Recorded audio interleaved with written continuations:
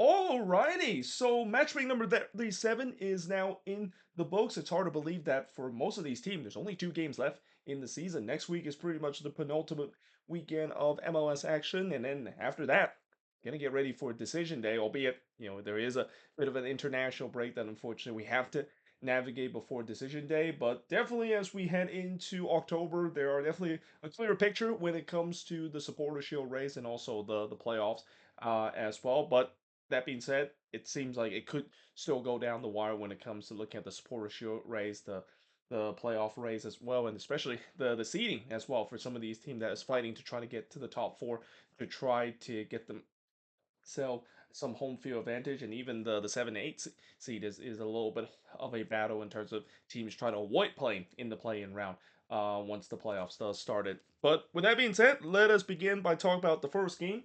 And the first game is Toronto versus Inter Miami. So this was the only matinee game that we saw on Saturday. And by the way, today we'll be doing the first part of the review. As always, we do this all the time, where part one of the review is the first 8 games we're going to look at. But for the only matinee game that we saw on Saturday this week, well, I think Inter Miami kind of got introduced of why Toronto is kind of an annoying team to play, because I believe this is now 7 straight draw that Toronto FC has registered, which I think that has to be a record in terms of the league. I don't think there's been a team that have drawn that many times in a row. And again, this is the thing about Toronto. They might not have the talent to compete with the best team. In fact, when you look at the talent gap compared to the some of the better team in the Eastern Conference, it is a pretty big gap. But one thing they do is the grit and also the self belief under Robin Fraser that, hey, we're gonna make it ugly against you, and they definitely made it ugly at times in this one, and kind of frustrated Inter Miami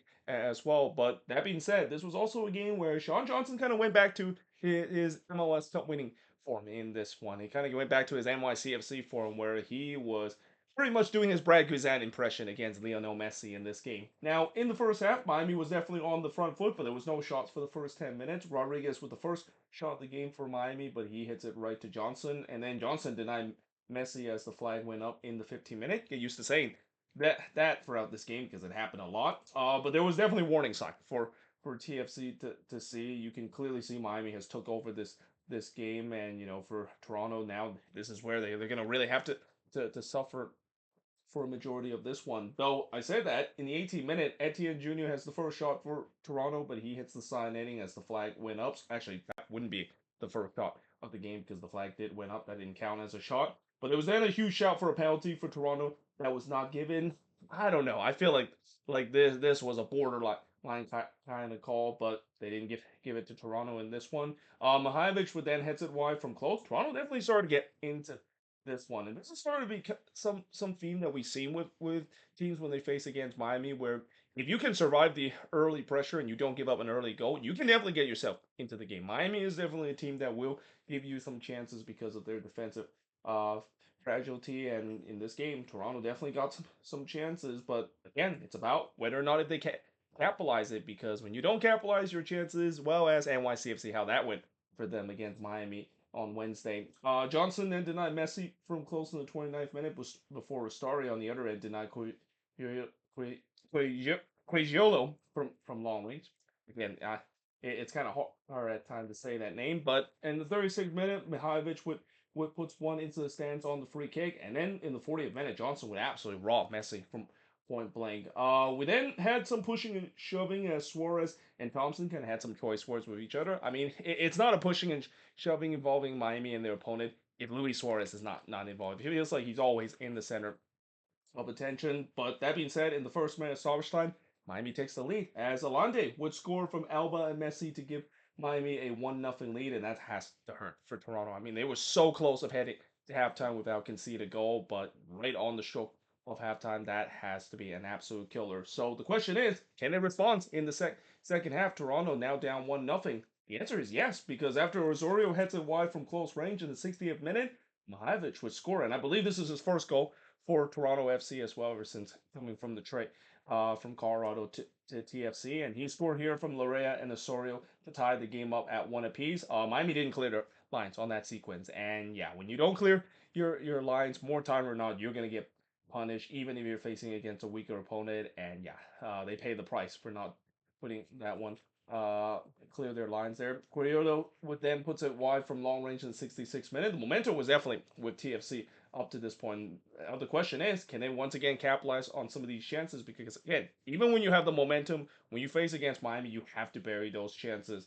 Eddie Jr. then had a tapped in there, but it was swept the way that there in a crucial moment before Johnson denied Messi from close in the 76th minute. Yeah, it's safe to say that Messi is going to have nightmares about Sean Johnson because, as I said, he's doing his first Fred Guzan impression of he's going to refuse to be beaten by the GOAT himself. And I believe that's the third time that he was denied. And make it fourth time in the 82nd minute because this time he denied him on the free kick. And yeah, in the end, Toronto, they get the 1-1 draw against Inter Miami. Like I said, this has been happening pretty much for the majority of the second half of the season. It doesn't matter who TFC play when it comes to bad opponent or good opponent. They're gonna fight and they're gonna crawl and they're going to find a way to be a pest against some of these teams. And this is also why if you have Toronto near the last couple of games, that is probably a team you do not want to face if you have some playoff implication coming up. Because again, this is a team that has played an excellent spoiler against some of these best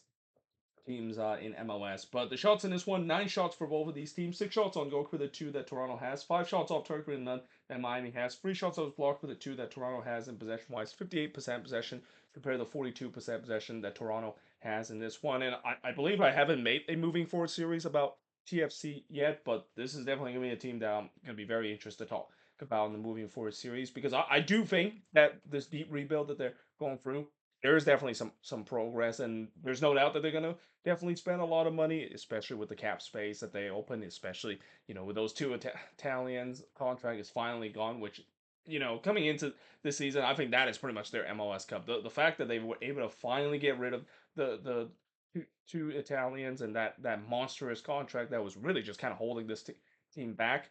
Now they have the power to kind of spend a little bit and have some cap space to work with, and that there's something tells me that this rebuild that TFC is in, and especially with the way that Robin Fraser has made this team a really tough team and a team that can be a pest to opposition. There's that self belief, the fact that this team could be competitive sooner than what we thought it is, and that's all I think TFC fans would like to see because again, it's been a nightmare last couple of years for TFC. Now, what TFC just does not want to do in the offseason is somehow in some way fire their head coach or let go of their head coach inexplicably. They better hope Robin Fraser doesn't have any connection with like some trolling issue that John Herman, of course, was connected with that, and that's why he kind of was forced to step down because of it.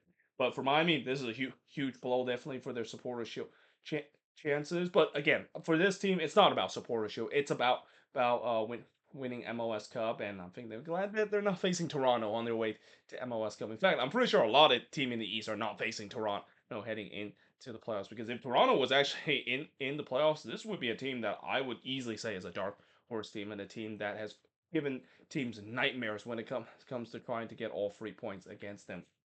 With that being said, moving on in the next match is Charlotte and Montreal. So everything looked like it was going according to plan for Charlotte. Like 10 minutes into this game, Wilfred Zaha, of course, scored here to make it one nothing, and it was the first shot of the game. Zaha kind of went beast mode here and pretty much passed this matador defense thing that Montreal was putting. And yeah, you're thinking, well, this is going to be an easy win for Charlotte, right? And then the red card happened. And you know how many times we have said that red cards don't change game, but this was one of those one where it absolutely flipped the game on its head because Malanda, of course, getting the red card here. Originally, he got a yellow for this foul on Owusu, but they did go to VAR to see whether or not it was Doxo, and it was. It was pretty clear that, of course, was the case. So the red card was given, and this is, like I said, when the game just kind of completely turn on its head. Owusu with Montreal first shot, but he missed wide on the header before Gorbigo puts it high from long range. And with the man up, Montreal definitely taking advantage of it, getting the momentum, trying to get themselves not only the opener but the equalizer. And they do so in the 41st minute as Dante Sealy would score to tie the game up at one apiece. Again, Dante Sealy has been very impressive in the second half of the season. It feels like ever since him coming out of that Gold Cup with Trinidad and Tobago, he's been a man in form and a different man. He's been kind of the guy that what we expected when he was with Dallas with all sorts of potential and kind of is the reason why he got that move over to Europe. But yeah, that ties the game up at one apiece. By the way, not a great moment here for the play-by-play commentator. I believe it's Jessica Chapman that was the play-by-play commentator.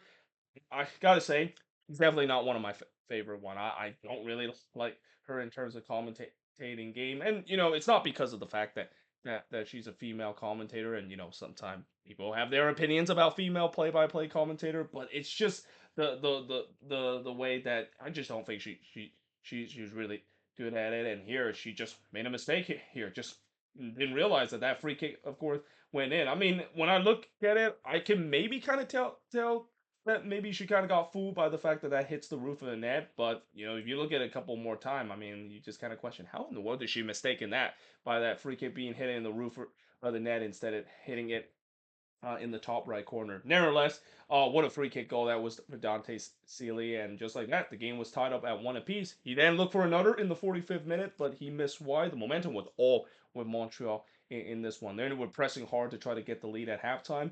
Escobar would then hit it right to Kalina before Owusu would hit it wide from close in the 10th minute of stoppage time. Escobar would then hit it right to Kalina, but we do head to halftime with the score tied up at one apiece. And Charlotte is probably lucky the fact that they're tied at one apiece because Montreal was just all over them ever since the red card, and that kind of continued in the second half as well. Herberts would then put it wide from close. More of the same for Montreal. They continued to dominate the possession, looking to try to get the lead, and they got it in the 33rd, in the 53rd minute, as Fabian Herberts would score from Petrasso to give Montreal the 2-1 lead. We then go for a period where not much really happened, which I think for Charlotte that might be a good thing because, like I said, Montreal they just look like a complete different team after the red card happened. Kalina would then deny Owusu from long range before Kalina denied Owusu again, this time from close in the 80th minute. Montreal was trying to put this game to bed, but the question is, can they beat Kalina again? Kalina is single-handedly saving Charlotte in this one, and I also think that it's not a big surprise that Charlotte their defense just completely fall apart after Melenda getting sent out. Melenda is a huge part of this Charlotte defense. There's a reason why he's gonna get that big money move to Middlesbrough after the end of the season, because after he's no longer on this team, that this defense just pretty much completely gone AWOL. And in the 86th minute, Montreal does put this game to bed as Dante Sealy would score again, this time from Jaime to make it 3-1 in favor of Montreal. And then in the 90th minute, Owusu would add the cherry on the top from Longstaff and Sealy to make it 4-1 in favor of Montreal.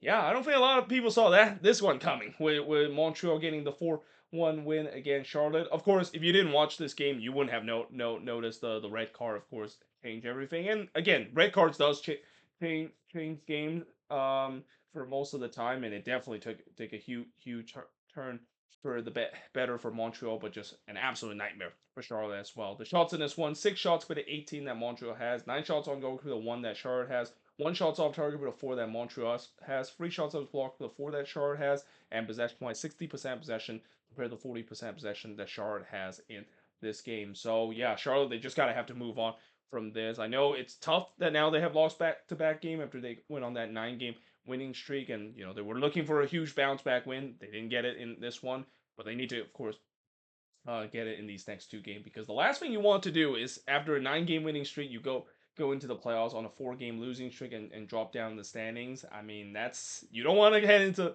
the playoff cold, especially of how much of a bloodbath I think the Eastern Conference playoff race is going to be. Now, moving on in terms of the next match is DC and the Philadelphia Union. And I gotta say, if you're a DC fan, when you play against the Union, you might as well just not watch or even attend the game. You know what's going to happen. And, despite that, it is kind of remarkable that the Union keep doing this to DC United. I mean, not only they have complete ownage on them in the last couple of years, but some of these matchup has not been close whatsoever. I mean, some of them are just absolutely one-sided affair. And here we go again in this one where the Union score 6 against DC, and it probably could have been worse. I mean, they actually could have made it 7 or 8 nothing in this one, and pretty much completely make up for the goal differential and the 7-0 thrashing that they took a couple of weeks ago in the hands of the Vancouver Whitecaps. In the first half, Benteke would then head it wide from close before Priani missed wide from long range. So lost in the transition of this. DC actually had a decent start in this one. I mean, it's hard to believe that is the case, but they were actually the better team. But then in the 17th minute, this is when things kind of start to fall from them. Diamani would score from Uru and Iloski to give the Union a 1-0 lead, just completely against the run of play as well. And it was also the Union's first shot. Vasilev then looked for another, but he hits it right to Jordan Farr, who was making his first MLS start in this one, and that's got to be rough for the youngster there. His first ever MLS start, and you conceded 6 goals. And of the 6 goals that he conceded, I think maybe one of them I could say that was kind of partially his fault. The other five, there was no way he would have been able to save. You could even put the best goalkeeper in the league. You could even put Andre Blake in the DC goal, and he probably would have conceded 5 of the 6 goal that DC had. I mean, he basically had no defense, some support from this DC side. In the 26th minute, the post would deny Stroud from close, and then it happened again in the 35th minute, and yeah, it's just kind of been one of those kind of season. And again, this is where I've said this before, where a difference between a good team and a bad team can also be in terms of the luck that each of these teams receive. A good team will always get the luck in their favor. They may get their deflection go in their favor, and maybe if they hit the post, it bounces into the back net. But bad teams don't get those kind of luck. Usually, the bad team will get the luck of the post hitting on them, or maybe just a bad deflection that goes against them, which that's a little bit of a foreshadow of what we'll see because yeah, in the 34 minutes. Speaking of which, there it is. Just a big deflection off of Antley here, and it goes into the back of net as an own goal. And yeah, I mean, it really is Murphy law against DC in this one. After hitting 2 posts and had a chance to tie the game up, now all of a sudden they found themselves 2-0, and that absolutely, like, if the opening goal, which was an absolute sucker punch that DC had after a promising start, didn't really deflated the mentality of this DC team. This goal absolutely did, because just a couple of minutes later, Vasilev would make it 3-0 in favor of the Union. Farr did make a save here, but he did give up a rebound. This was, I think, the only goal that I could really fault Jordan Farr for. Give a bit of a juicy rebound there right into the path of Vasilev, who cleans up the mess on the second attempt. Iloski then trying to make it 4-0, but he puts it wide from long range. But we do head to halftime with the Union up 3-0, and they were just getting started with the goal scoring party, because in the second half, Iloski would score from Diamani to make it 4-0, and then 2 minutes later, Vasilev scored his second. He scored from Uru and Wagner to make it 5-0 in favor of the Union. Briani would then hits one right to Blake, but then in the 62nd minute, Mikhail Uru would score to make it 6-0. He scored from Iloski here to make it 6-0 in favor of the Union. And yeah, the buzzsaw Union that we've seen before with this team, it's definitely back at it again. And if you're a DC fan, I mean, again, I don't blame DC fans of turning the TV off, or even some DC fan decided to leave the stadium by this point. Heck, I wouldn't even be so surprised if they leave the stadium by halftime, because they probably knew this. They seen this story before against the Union, and it's not a pretty one whatsoever. Iloski then looked for 7, but he hits it right to Far before Blake denied Murrow from close range. The Union did kind of at least show a little bit of mercy late in this one, kind of put their foot off the gas, but that also means that now Andre Blake has to make some save to try to keep his clean sheet, because as a goalkeeper, I know you're happy that your team scores 7 goals, but you would definitely be very ticked off if you gave up a goal and make it 6-1 in this one. Though DC was determined to try to get one back, Priyanin would hit it right to Blake before Clark would do the same thing on the curling shot in the 90th minute. But yeah, in the end, the Union, a 6-0 win that they had against DC. Some might say that this might be them stat padding a little bit, maybe running up the score unnecessarily. But remember, they lost 7-0 against Vancouver. They need these goals to make up for the ugly goal differential that they had, especially in the midst of this supporter shield race. But the shots in this one, surprisingly, DC actually had more shots than the Union. I don't know how that is possible. I guess maybe due to the fact that, again, they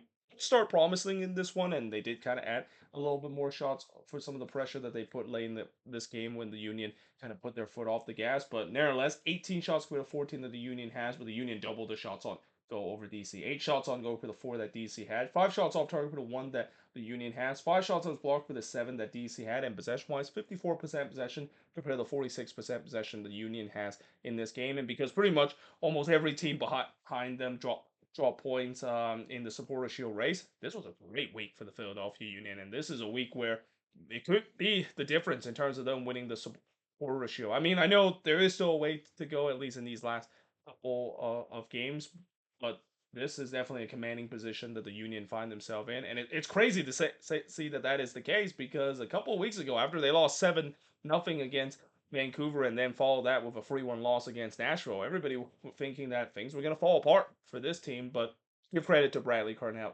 side. They've been doing this all season long, with just as you think things were kind of falling apart for this Union side, maybe the incredible season is going to turn south.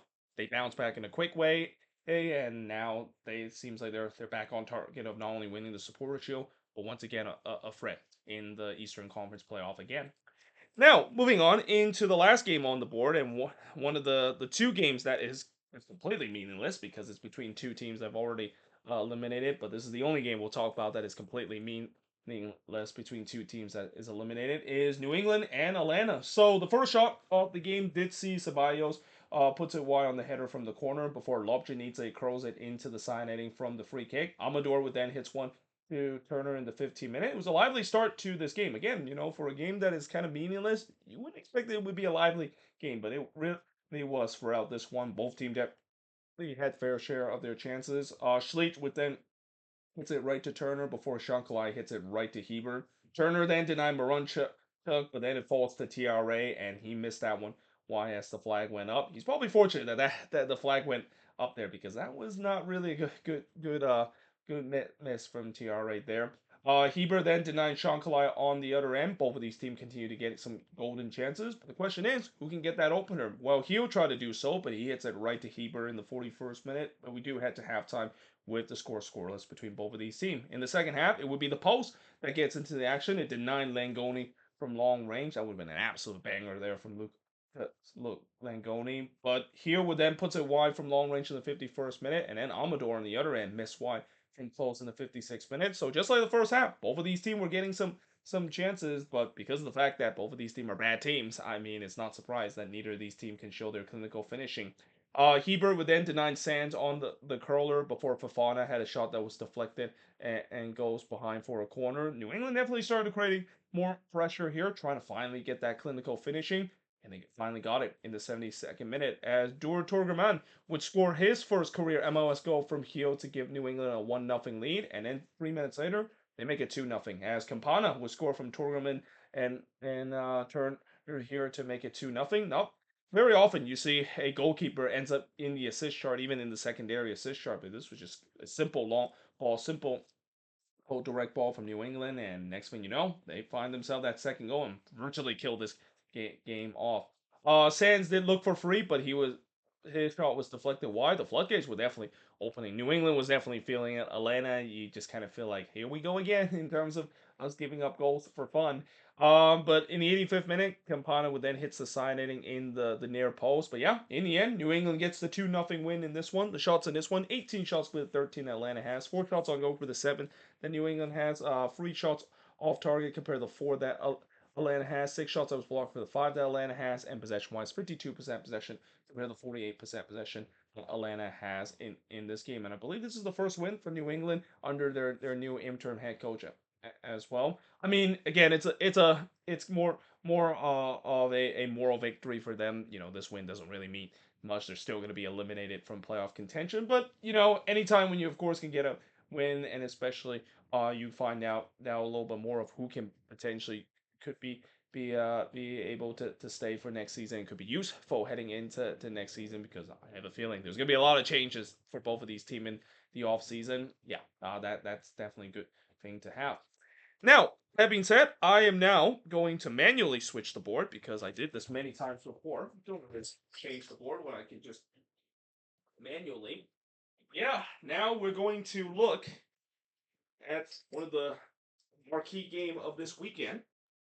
And that is none other than the New York Derby, the Hudson River Derby between NYCFC and the New York Red Bulls. And I gotta say, this was definitely one of the more entertaining NY Derby we have seen in recent memory. The New York Derby at times could be a little bit boring to watch, and things could get a little bit tight, and it can be a little bit disinterested. But not in this game. I mean, this was definitely a game between two teams that definitely have two objective. For NYCFC, they're trying to get home field advantage. For the Red Bulls, they're trying to extend that playoff streak and are pretty much in a must-win territory to try to do so. But in the end, it's NYCFC that gets the win, and New York remained blue after this game. And it kind of helped that they scored in the opening 2 minutes into this game, as for Nico Fernandez Markel would score from hack to make it 1-0 in favor of NYCFC 98 seconds into this game, and it was the first shot of this one. So that would also be the only shot we will see for the next 20 minutes. So I say that this was kind of entertaining, but at least in the first 20 minutes, it was kind of your usual Hudson River Derby kind of vibe where things get a little bit tight. Not much chances for either of these teams. But on the second shot of the game, it's in the back of the net as Julian Hall would score from Choupo-Moting to tie the game up at one apiece. It was also the first shot for the New York Red Bulls as well. And then just 4 minutes later, the NYCFC would score on what would also be the third shot of the game. So how many times we have seen this before where the first free shot of the game, it goes into the back of the net. It hasn't happened in a very long time, but it happened in this one as Andres Pereira would score from Gustavo to make it 2-1 in favor of NYCFC. And again, only the second shot of the game for NYCFC, only the third of the game. And it was also just a looping header there from Pereira that, yeah, for Carlos Cornell, he's got to do a lot better in terms of, speaking of doing a lot better, the Julian Hall goal, that was not a good goal to concede for Matt Freese as well. I mean, just getting beat there by the near post like that is not going to help his favorite in terms of trying to make it to the U.S. Men's National Team World Cup squad. But you know, you can thank that Cornell himself also made a mistake here, where again he just got completely fooled by this looping header. He thought that he was gonna go onto the roof of the net, but it just kind of dipped down, and before you know it, it's 2-1 in favor of NYCFC. Ojeda then missed wide despite being wide open in the box. It wouldn't have counted either way because the flag came up, and he is very lucky that it did came up because that was a brutal miss by Augustino Ojeda. He absolutely should have buried that one to make it 3-1. Morales then looked for number three, but he puts it over. NYCFC definitely have all the momentum. They were looking to try to get a third goal, especially against this Red Bulls team that, yeah, defending was not really their priority, especially every time when NYCFC tried to shoot here. And and as we head into the second half with NYCFC leading 2-1, surprisingly, the Red Bulls actually tied the game up as just 2 minutes into this game, just like in the first half, where we got a quick start and a goal. We saw in the second half as well as Emil Forsberg would score from Choupo-Moting and Carbona to make it 2-2 in this one. Pereira did look to answer back, but he puts this one over in the 50th minute before Markel would put it just wide from close range. So, you know, NYCFC did a good job in terms of not panicking. A lot of teams would definitely panic after giving up the equalizer so early in the game, but they didn't panic. They were back in their momentum and trying to get the lead back, and they do in the 65th minute as Thiago Martins, of all players, would be the one that gets the go-ahead goal once again for NYCFC, and what turns out to be the winning goal for NYCFC in this derby as well. Cornell did make a good save here on Pereira, but unfortunately Martins was just in the right place, right time to clean up that mess, and just like that, it was 3-2 in favor of NYCFC. Again, it's not very often you see that this many goals in terms of a New York derby, unless if it's an absolute thrashing, which we had seen before between these two New York rivals. But in the 68th minute, it looked like it was 4-2 in favor of NYCFC as Markel put it into the back net. Problem was the flag did not agree with him, so the goal was chopped off for offside, and the Red Bulls got away with one there. I mean, their back line was just all over the place. It was pretty much the case throughout this game as well. They just had no answer against this NYCFC attack most of the time. Cornell then denied Ojeda from close range, and then he denied Fernandez from close in the 76th minute. And despite giving up that a soft goal that we saw earlier that Cornell gave up, he was kind of really the reason why the Red Bulls are still in this game because with the way that his defense pretty much was not existent and probably already in Cancun mode, he was just trying to keep his team in this game and trying to hope that his team get an equalizer and maybe get another goal to get a massive 3 points to keep pace with Chicago. Forsberg would then have a shot that was deflected and goes high, as that was a rare chance for the Red Bulls. The Red Bulls didn't really had a lot of chance besides the tying goal that they score in the 47th minute. And really, as the time winds down, NYCFC was kind of sitting back trying to absorb some pressure. Might not be the best thing to do when you're the road team holding on to a 1 goal lead, but it's understandable considered the Red Bulls is not a team that does well when it comes to breaking down a low bunker.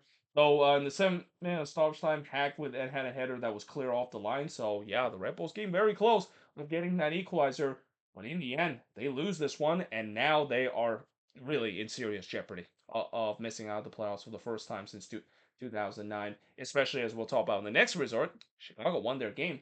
The shots in this one, 12 shots committed, 9 the Red Bulls had, 3 shots on goal for the 7 that NYCFC had, 3 shots off target for the 2 that the Red Bulls had, 1 shot that was blocked for the 5 that the Red Bulls had, and possession-wise, 54% possession compared to 46% possession that NYCFC has in this game. And with the way that they got this win, and also I think Charlotte lost their game. Well, it's not I think Charlotte lost. Charlotte did lose their game against Montreal. I believe now NYCFC got themselves back to fourth position, which is a crucial position in terms of having home field advantage in the first round. And this is a team that definitely want home field advantage in the first round. They're very good this season at home, especially against good teams. And yeah, that's going to be something that they'll definitely be fighting for as the season goes along. But for the New York Red Bulls, their playoff hopes and that streak, it is on life support right now because as we'll talk about now in this next game between Chicago and Columbus, Chicago got the win against Columbus, and this actually might be a matchup we might see again in the play-in round as well. Because if you can believe it, Columbus have now just not only they have been in such a bad run of form, but they have now tumbled themselves into the play-in round, and there could be a case where we could even see this matchup being host at Soldier Field as well, because Chicago actually have a chance to even get themselves into the eighth position with the game in hand that they have against Columbus and only a 2-point lead, and that felt like it was unthinkable a couple of weeks ago. Consider this team looked like they're just happy to be in the ninth position.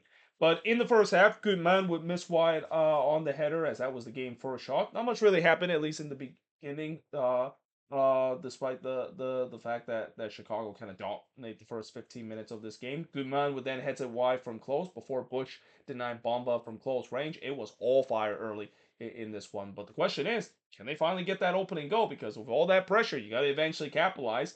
Kuipers thought that he capitalized in the 23rd minute, but the problem was the flag did came up for offside. The good news is the Fire did eventually get the opener just 2 minutes later as Andrew Guzman would score from Elliott to make it 1-0 in favor of Chicago. I like his celebration there, Andrew Guzman. He kind of took a bow here, even though I'm pretty sure he didn't meant to try to cross this one. It was kind of your typical shot cross kind of goal where, if you ask Gutman, he'll basically say he meant it, but in reality, I don't think he really meant it. He kind of mishits that one. But hey, sometimes if you hits one, it can sometimes be benefit and sneak into the back of the net. And with the way that this, that this is a different Fire team from the past when this goal goes in. Past Fire team, you would not see this goal goes into the back of the net. In fact, past Fire team would not have what we're seeing in September. This is something that again, this was really important for the Chicago Fire heading into this season if they have a chance to make it to the playoffs. Not have a usual September collapse. We're not seeing it this season for the team, and I'm so proud of them too. You know how much I really want this team to make it to the playoffs, and it feels like they are on the cusp of doing it. Zikanago then looked for another, but he hits it right to Bush before he hits it wide from close in the 31st minute. The shots were 9-0 in favor of the Chicago Fire up to this point. Columbus completely AWOL in this game. And again, I understand they have a lot of injury problems, and that pretty much this team is decimated because of it. But the fact that they just completely did not show up in this game, I mean, if this is kind of a matchup we'll see in the playing round, I wouldn't be surprised the Fire would be able to win this one and get into the first round the playoffs proper too, because I mean this was just so one-sided in this one. It was something that again you don't usually see this with a non-C team in the past, but because of injuries and the limitation, you start to see this almost every single week. But in the 34th minute, Rogers thought he got his second goal or he got the Fire their second goal, but once again the goal was disallowed because of offside. So Columbus are probably thankful for the flag too, because this could have been 3-0 in favor of Chicago heading into halftime. But we do head to halftime with the Fire leading 1-0. In the second half, the first shot for Columbus did see Aliu hits it right to Brady. Another thing we're starting to see more and more with Wilfred Nancy's shot lately is that they have been having a tough time even registering single shot. I mean, a couple of months ago when this team was healthy, or even a couple of years, it would have been unthinkable to see a Wilfred Nancy side to have zero shot for the entire half. But that's now what 3 times that has happened. I think twice recently where they failed to get a shot on target or even register a shot before we head to halftime. But in the 54th minute, Bush would deny Dean, but did get the rebound and couldn't slot this one home. He did get another chance though, but Bush was there to deny him. But it did fall to Kuipers, who tried to pounce on it, but he puts one right to Bush. Again, it was all fire up to this point, but the question is, can they get that second goal? Because again, you don't want to leave this 1-0, even though you're facing a Crew team that, again, it feels like they were no interest in terms of showing up in this one.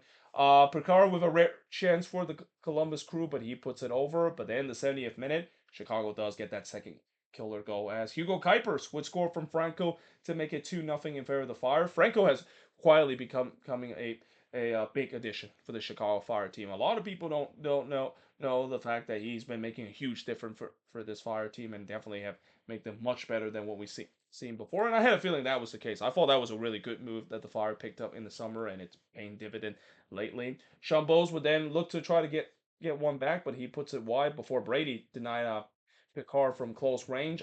Bush then on the other end denied Kuipers, but then it falls.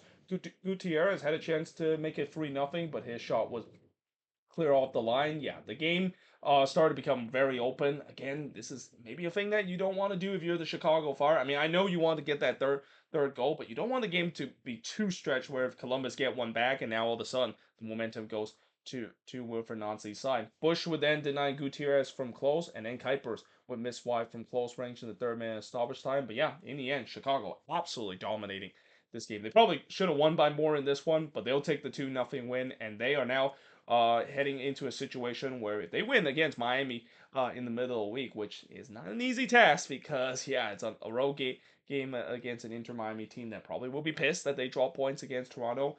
With a win in that game, back in the playoffs for the first time since 2017, and the curse has finally ended for them.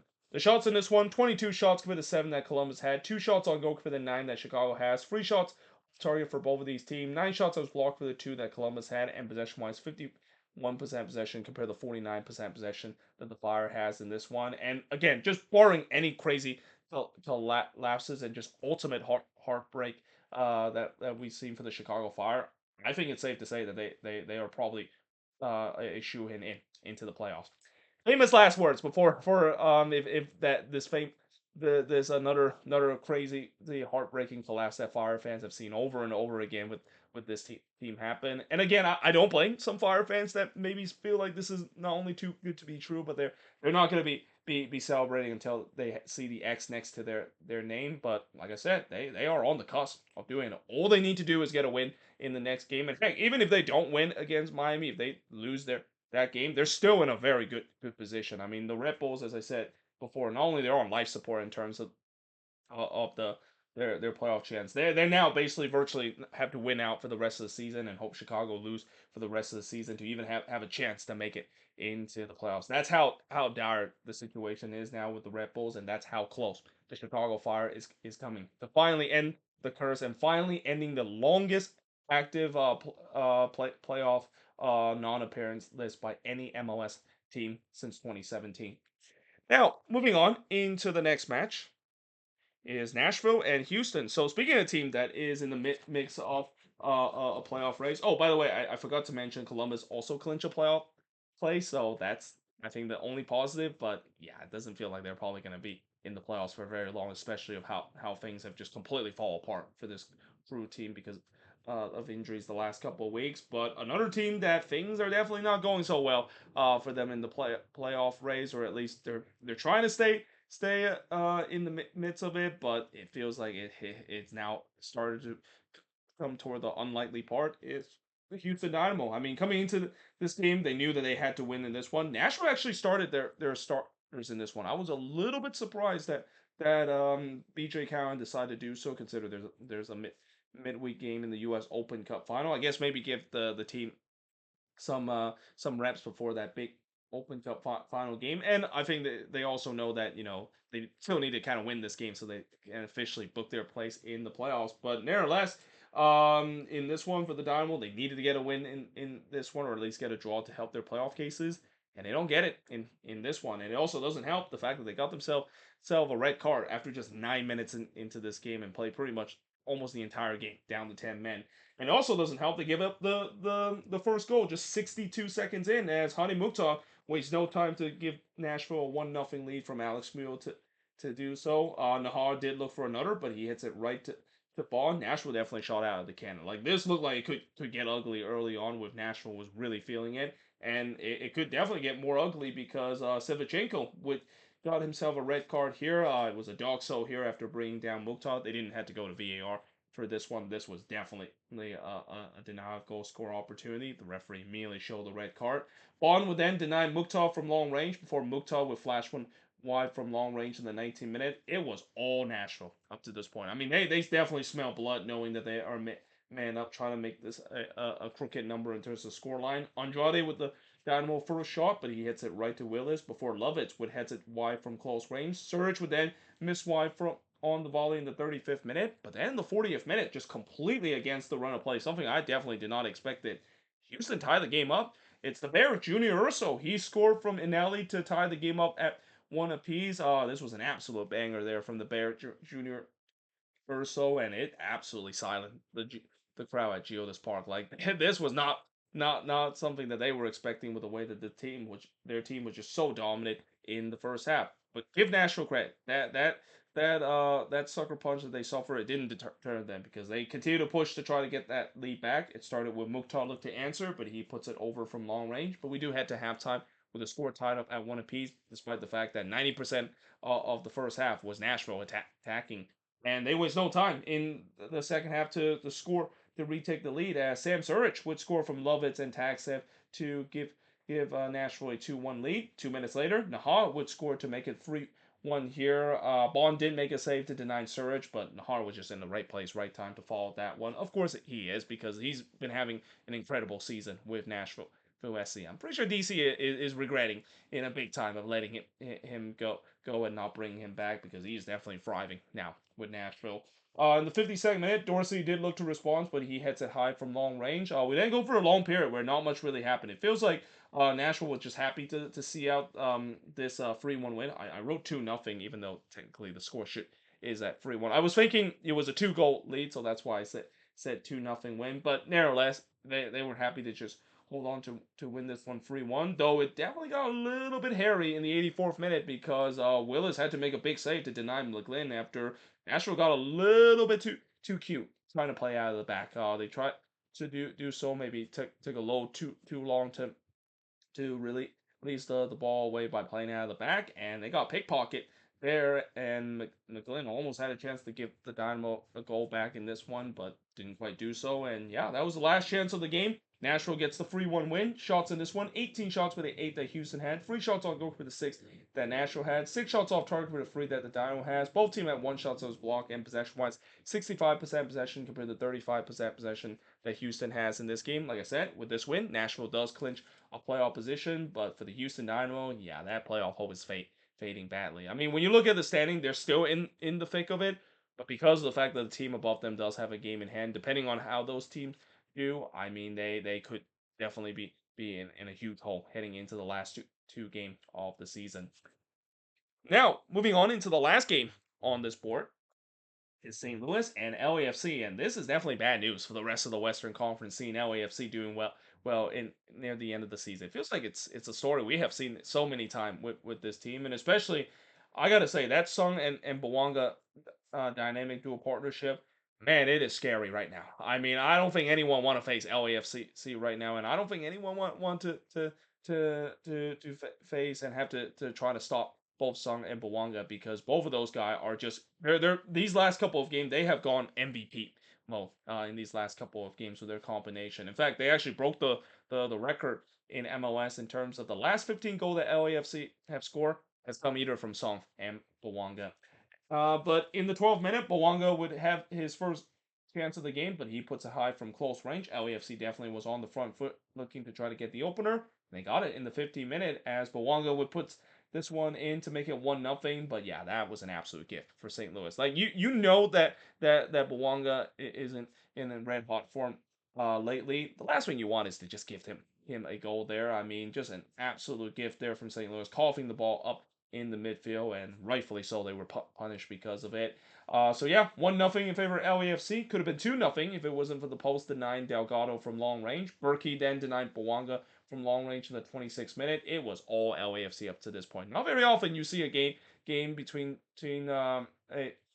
two teams that may be one-sided, that it would be super one-sided. So I say that, but we have seen this week where there were a couple of games that were definitely a little bit so too one-sided, and that again I wasn't kind of expecting that at least this deep into the season, but I guess maybe that's what happened when you have a team that is so good against a team that yeah they're clearly in see you next season mode. St. Louis, that is. Shrinier would then hits it right to Berkey before Son Bin would have the first shot for St. Louis, but he hits it right to Lloris. Berkey then denied Palencia from close. The shots were 11-1 for LAFC 30 minutes in, and I'm pretty sure St. Louis is lucky the fact that they was still only 1-0 down. Moran would then puts it over from long range, but then in the fourth minute stoppage time, Sung Him In score. Because of course he scored. It's inevitable that Sonny would score a goal, and he scored here to make it 2-0 in favor of LAFC. He scored from Smolyakov and Shrinier to make it 2-0 in favor of LAFC.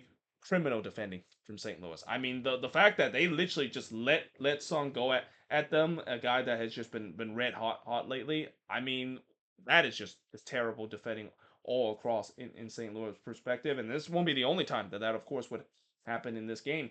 But we do head to halftime with LAFC leading 2-0 in the second half. Bawanga would hits one right to Berkey before Son puts it wide on the corner in the 54th minute. LAFC definitely picked up where they left off, trying to look for the third goal. Mwanga looked like he did get the third goal, but the flag did came up for offside in the 57th minute. But nevertheless, they do get the third goal in the 60th minute, as Song Hye-min would score again from Smolyakov to make it 3-0 in favor of LAFC. Just ball watching defending there from St. Louis. No closing down whatsoever there from St. Louis, and once again they were punished because of it. It's 3-0 in favor of LAFC.